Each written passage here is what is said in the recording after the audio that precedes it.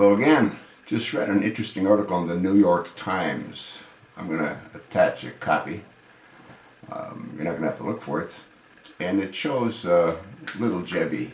You know, Jeb, I'm Jeb. Yeah. Jeb Bush returns to Iowa as he calls for changes in Washington. Jeb Bush is heading back to Iowa and the House to its leadership fight.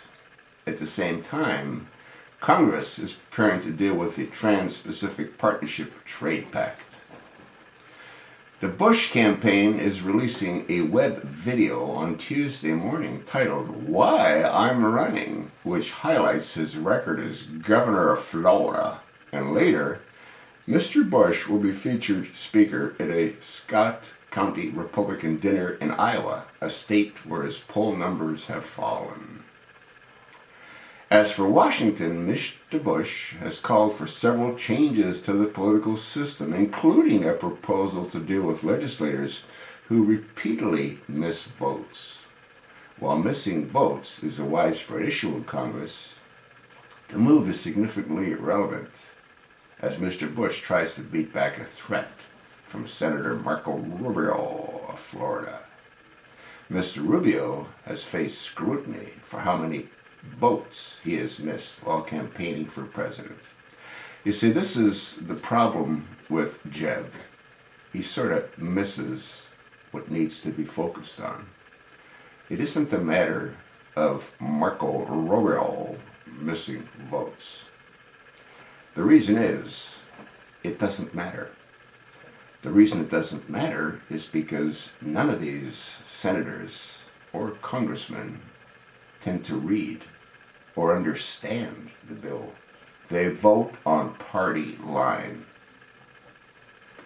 It's that simple. Now, if Jeb proposed what I've proposed countless times, that before a congressional representative, be it a senator or congressman, is allowed to vote, they have to understand what they're voting for. And since they don't read the bills, they're clueless. It's simply a matter of party line, which is why the whole system doesn't work, which is why we don't need 100 senators, and we don't need 335 Republican or Democratic members of the House, because they're useless. Most of them are useless. Not all. Most of them are useless. Jeb would be a horrible president. He's like his brothers. Dumb as a pile of bricks. That's sort of what I think. And Marco shouldn't be in the run anyway. He's a anchor baby. Tell me where I'm wrong. Tell me where he's not an anchor baby. Tell me the difference between Marco and an anchor baby. His parents were here legally, I assume, but they weren't American citizens, which means he's not eligible to run. But that doesn't seem to bother anyone. Why? Because the chosen one was never eligible to be president either. Read the article. I've given you some of the highlights. You also want to take a look at Marco Rubio's voting record.